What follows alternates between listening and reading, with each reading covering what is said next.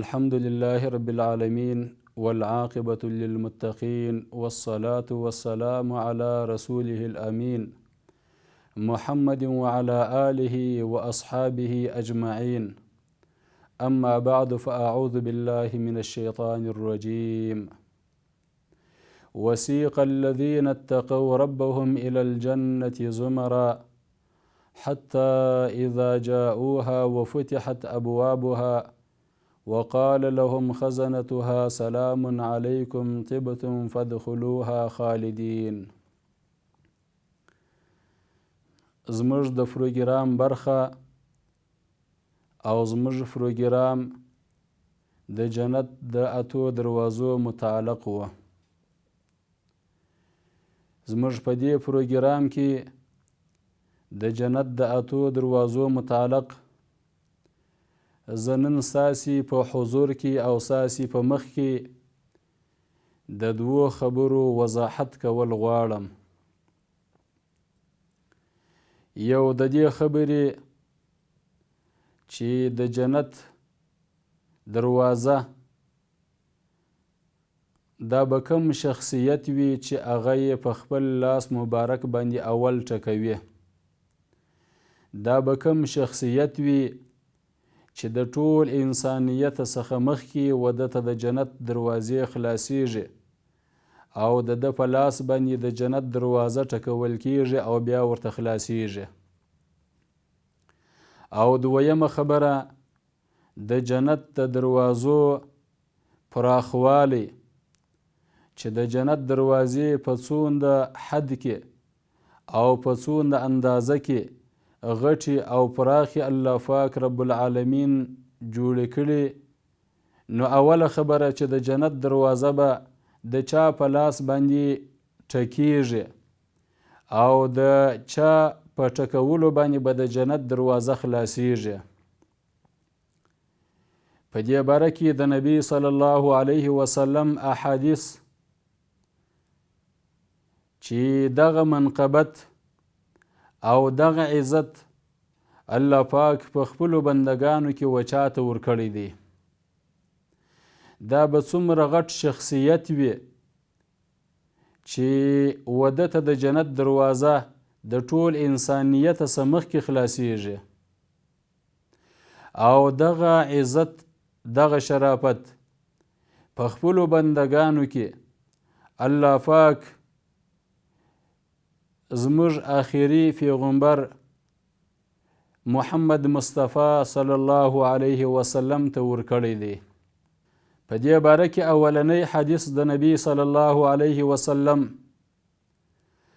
انس بن مالک د نبی صلی الله علیه وسلم سره روایت کوي. نبی صلی الله علیه وسلم فرمایي وایي زه به د قیامت په ورځ باندې تر ټولو پیغمبرانو په امتیانو کې زیات یم. تر ټولو پیغمبرانو نبی صلی الله علیه وسلم فرمایي زما امتیان به زیات وي او زه اولنی هغه شخصیت یم چې د جنت دروازه به ټکوم. د دې حدیث روایت امام مسلم په خپل صحیح کې کړی دی. په بل روایت د صحیح مسلم کې راځي په روایت د انس بن مالک رضی الله عنه باندې چې محمد رسول الله صلی الله علیه وسلم فرمایي زه به د جنت دروازې ته راسم او د جنت دغه دروازه به زه وروټکوم او زه به غواړم چې د جنت دغه دروازه خلاصه کم. نو د جنت د طرفه به و ماته آواز راوسی، ماته به غږ راوسی چې ته څوک یې؟ زه به خپل نوم ورته اخلم چې زه محمد مصطفی صلی الله علیه وسلم یم. هغه دروازه باندې چې کوم چوکیدار د ملایکو ولاړ دی هغه به دا ووایي چې و ماته د الله پاک د طرفه دا امر سوی دی، دا حکم سوی دی چې ستاسو به مخکې زه دغه دروازه هیڅ چاته نه خلاصوم. د الله پاک د طرفه څخه زموږ پیغمبر نبی صلی الله علیه وسلم ته څومره شرافت او څومره عزت او منقبت ورکول سوی دی چې تمام انسانیت به ولاړ وي او د ټول انسانیت څخه به مخکې د جنت دروازه نبی صلی الله علیه وسلم ته خلاصیږي. دا یو کوچنی خبره نه ده، دا څه معمولی خبره نه ده، دا څه کوچنی عزت نه دی، دا ډیره عظیمه او ډیره د خوشحالي خبره ده او ډیره د عزت خبره ده او ډیر غټ عزت او شرافت دی چې الله پاک خپل آخرني پیغمبر محمد مصطفی صلی الله علیه وسلم ته دغه شرافت او عزت ورکړی دی. دویمه خبره هغه په دې باره کې ول چې د جنت دروازې دا څومره غټې دي او د جنت د دروازو پراخوالی په څومره اندازه کې دی. په دې باره کې د نبی صلی الله علیه وسلم یو صحیح حدیث چې امام بخاری رحمه الله په خپل صحیح کې او امام مسلم رحمه الله په خپل صحیح کې راوړی دی.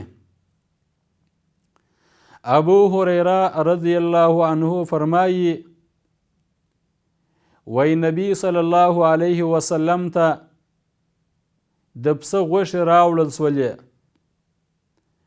او نبی صلی الله علیه وسلم د پسه په غوښو کې د پسه ولی چې د هغه خولې ته راپورته کوي او د هغه ولي څخه د پسه چې کوم ولی دی د هغه څه یې په خوله باندې څه غوښه راکش کړل د ځان دپاره او خوله یې پر هغه غوښو باندې ولګول او د نبی صلی الله علیه وسلم به د پسه په غوښو کې دغه ولی چې د هغه ډیر خوښ ولو.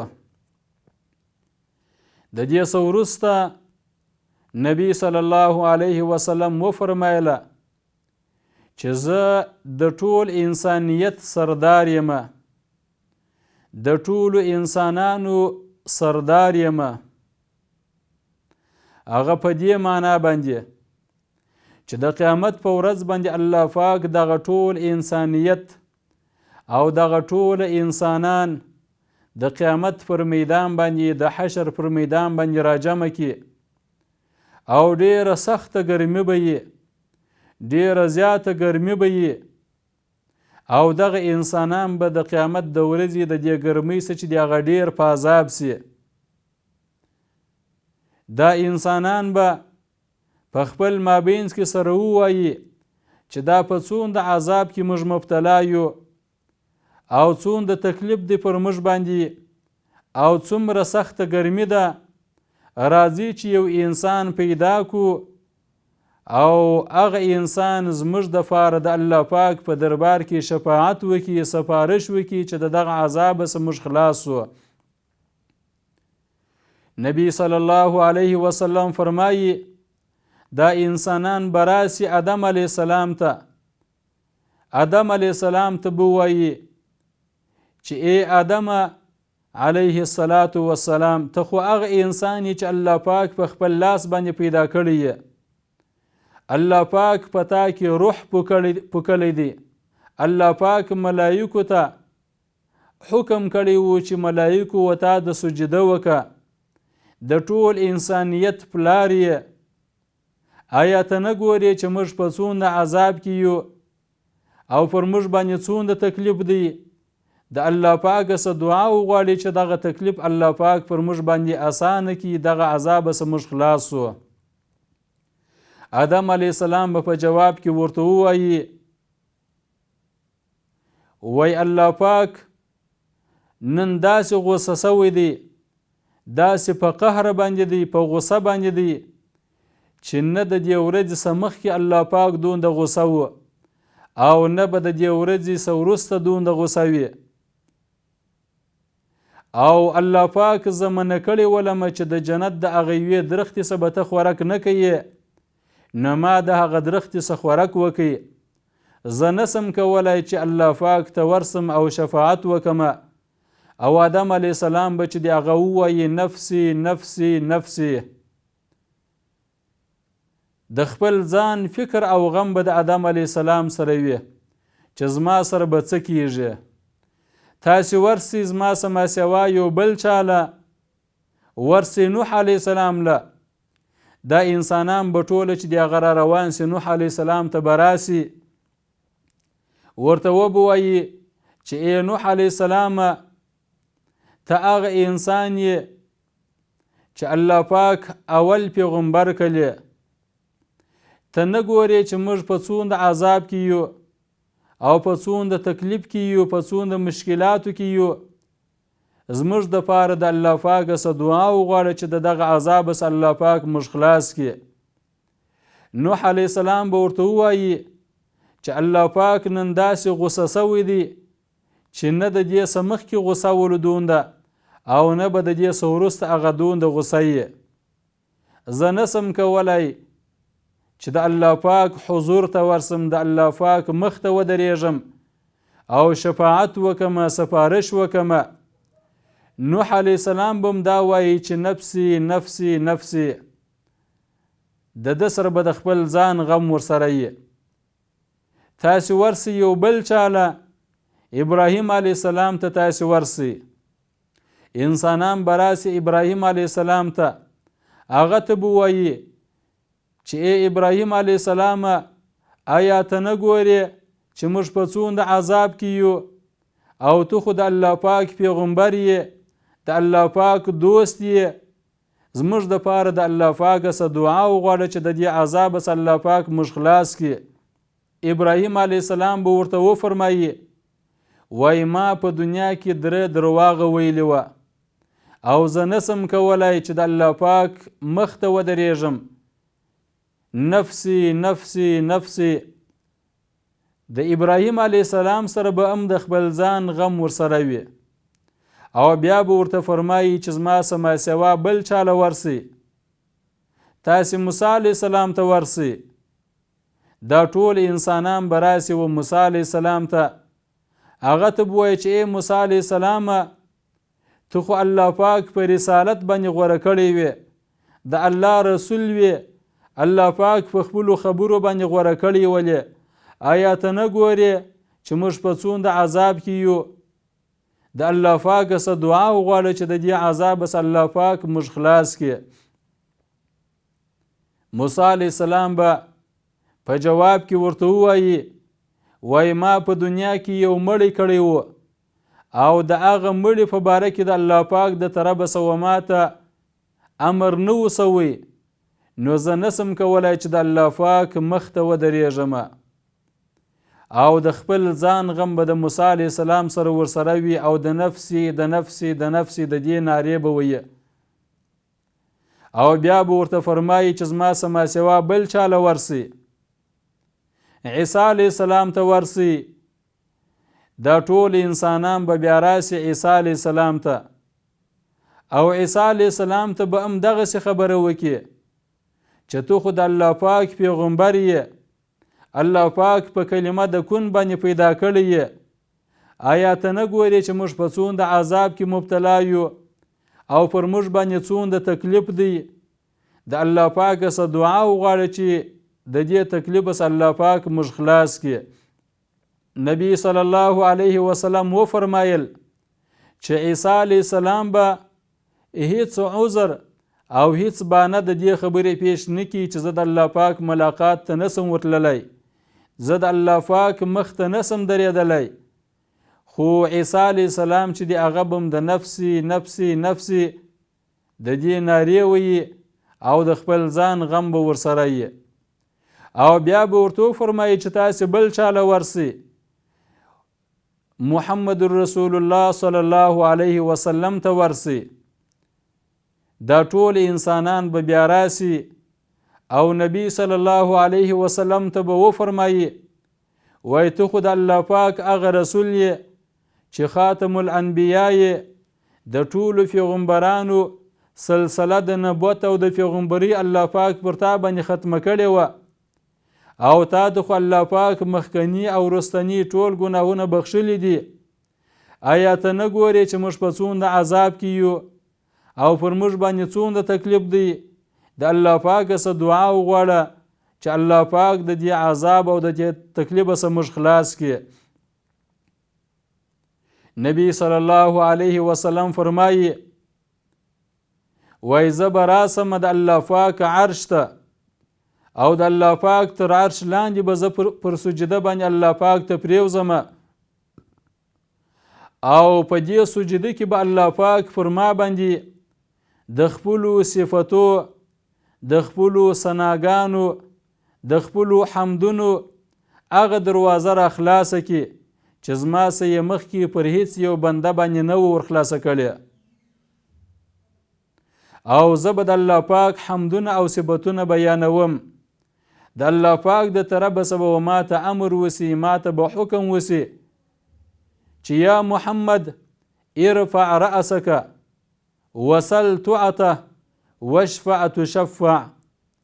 ای محمد سر را پورته که او کم شی چې غواړي هغه وغواړه او کم شفاعت او سفارش چې کوي هغه شفاعت او سفارش وکړه. ستا شفاعت چې دی هغه به موږ قبلوو، کم شی چې غواړي هغه به موږ درکوو. نبی صلی الله علیه وسلم فرمایي وایي زه به خپل سر را پورته کم او بیا به ووایم چې یا رب امتی یا رب امتی یا رب امتی. ای رب زما امت او زما امت او زما امت. د نبی صلی الله علیه وسلم سره به د خپل امت غم ورسره وي او نبی صلی الله علیه وسلم چې د هغه به د دې ټول انسانیت دپاره سفارش وکړي، شفاعت به وکړي. الله پاک به د دې خپل پیغمبر شفاعت قبول کړي. د الله پاک د طرفه څخه به نبی صلی الله علیه وسلم ته به وویل سي وای ای محمد د خپل امت څخه هغه انسانان چې پر هغوی باندې حساب نسته، هغه انسانان چې د هغوی سره حساب نه کیږي، د جنت پر رسته دروازه باندې جنت ته ورداخل که او دی به د جنتیانو سره په دې نورو دروازو کې هم شریکان وي. نبی صلی الله علیه وسلم به دا شفاعت د تمام انسانیت دپاره وغواړي او خپل امت چې پر چا باندې حساب نسته هغه به د جنت د رسته دروازې څخه چې د هغه جنت ته ورداخل کړي او دغه انسانان چې پر هغوی باندې حساب نسته په دې نورو دروازو کې چې د نور انسانانو سره د نورو مؤمنانو مسلمانانو سره چې د هغه شریکان دي. نبی علیه السلام وایي دا دونه فراخه دروازه ده لکه مکه او دا رقم حمیر چې د دې دوو ځایونو د دې دوو مقامو په مابینځ کې څومره پراخوالی دی. د جنت دروازې چې د هغه دونه پراخې او دونه غټې دي. او نبی صلی الله علیه وسلم فرمایي وایي ورځ به پر دغه دروازه باندې هغه داسې هم راسي چې پر دغه دروازه باندې به ډیر رش وي او ډیره به ګڼه وي پر دغه دروازه باندې او دغه دروازه چې د هغه به د ډیر رشه څخه هغه چخکۍ کوي لکه په دنیا کې موږ یو دروازه خلاصوو یا یو دروازه بندوو، دغه دروازه چې د هغه یو آواز کوي دا یو چخکۍ کوي. نبی صلی الله علیه وسلم فرمایي چې د جنت دغه دروازه اگر چې دونه غټه ده لیکن د انسانانو او د پیریانو د داخلېدلو د ډیر رشه څخه به هغه دغه رقم چخکۍ کوي. دا د جنت دروازه ده چې دا دونه غټه او دونه فراخه الله پاک د خپلو بندګانو دپاره جوړه کړې ده. د الله پاک د ذات څخه دا امید لرم چې الله پاک په دغه دروازو کې و موږ ته برخه راکړي او د الله پاک څخه دا دعا غواړم چې موږ تمام مسلمانان نارینه او زنانه هغه په دې عزت او په دې شرافت کې راولي چې د جنت په دغه غټو غټو دروازو باندې موږ خپل کور جنت ته او د نعمتو دې ځای ته داخل کړي. آمین و آخر دعوانا ان الحمد لله رب العالمین.